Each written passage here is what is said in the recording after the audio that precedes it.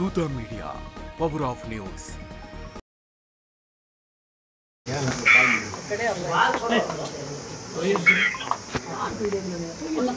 ముఖ్యమంత్రి గారు మాట్లాడతారు. హలో సార్, నమస్కారం సార్.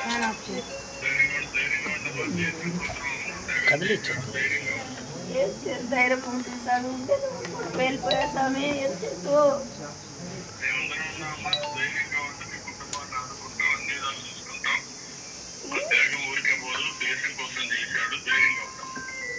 ధైర్యం ఉంటుంది స్వామి.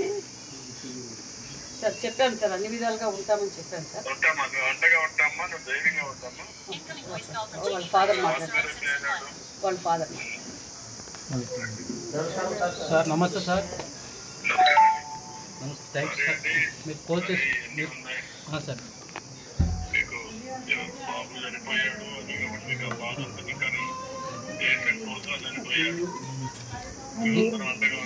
దేశం కోసం చనిపోయాడు సార్. కానీ మేము అనాథలు అయిపోతాం సార్. ఉండే కూడా కూడా సార్, ఇద్దరు ముగ్గురు ఉంటే ఎలా బాధపడినా సార్. ఏం చేయాల?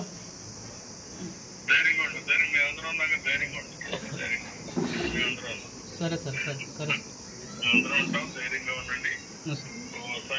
కొన్ని జరగాల్సిన జరుగుతాయి. జరిగినప్పుడు అందరూ ధైర్యంగా ఉండాలి. దేవుడు మీతో ఉంటాడు. ధైర్యంగా ఉండి మేము అందరం మీతో ఉంటాం. సరే మీరేం అన్యాయం పడుతుంది, ధైర్యంగా ఉండాలి.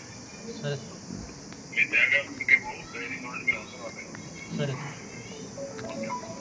సార్. నమస్తే సార్. ఓకే, ఏం అవసరమైనా మీరు నా దగ్గరికి రావచ్చు. ఏమ్మా మిగతా రేపటి రోజు ఇక్కడికే మీ బాబాని కూడా ఇక్కడికే తీసుకొచ్చి అందరికీ ఇక్కడి నుంచే ఘనంగా ప్రభుత్వం లాంఛనాలతో చేస్తాను కదా.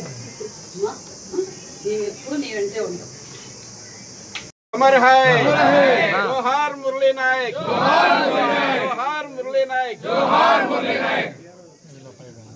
పుట్టినవారు ఇంతకే తప్పదు, కానీ చరిత్రలో సూర్యచంద్రులు ఉన్నంత కాలము మలవలేని వారు కొంతమందే ఉంటారు. మన చరిత్ర ఈరోజుకి స్వాతంత్రం కోసం ఎంతోమంది పోరాట త్యాగం చేసినందుకు ఈరోజు మనకు స్వాతంత్రం వచ్చింది. ఈరోజు మన మురళీ నాయక్ కూడా ధర్మం కోసం, దేశం కోసం ప్రాణాలు వదిలిన వీర సైనికుడనే చెప్పాలి. ఎందుకంటే అతి చిన్న వయసులోనే నేను ఒక్క రోజైనా సైనికునిగా ఉండి మరణించారే తప్ప ఆర్మీకి పోకుండా ఉండనని తల్లిదండ్రులతో, గ్రామస్తులతో, అంటే అతనిలో ఉన్న దేశం మీద ఉన్న భక్తి ఏంటో ఆయన మరొకసారి కూడా చూపించారు. మరి నిజంగా మరి ఈ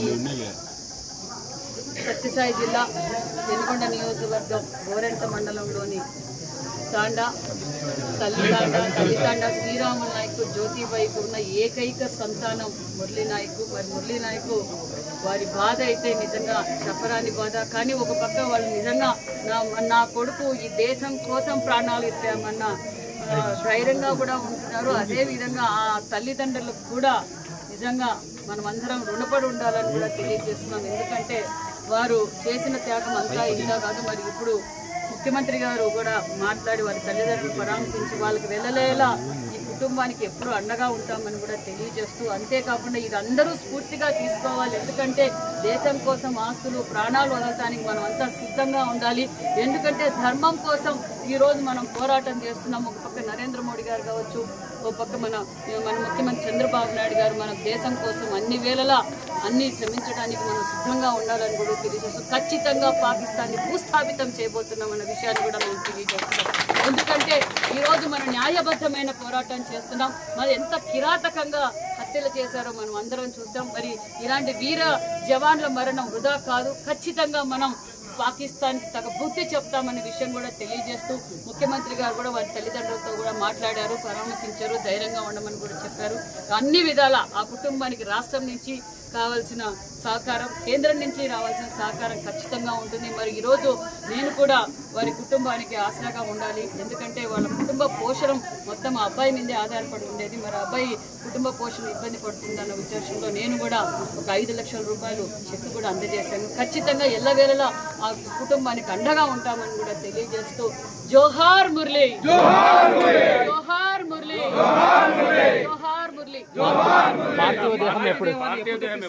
పార్టీదేహానికి ఆల్రెడీ అధికారులతో కూడా మాట్లాడడం. రేపు మధ్యాహ్నానికంతా బెంగళూరుకు వస్తుంది. బెంగళూరు నుంచి ఇక్కడ తీసుకొచ్చి ఘనంగా నివాళులు అర్పిస్తాం. అదేవిధంగా మరి మన గోరెంట్ల సర్కిల్లో ఆ అబ్బాయి విగ్రహావిష్కరణ కూడా చేస్తామనే విషయాన్ని కూడా మీకు తెలియజేస్తాను. For more updates, please subscribe Dutta Media.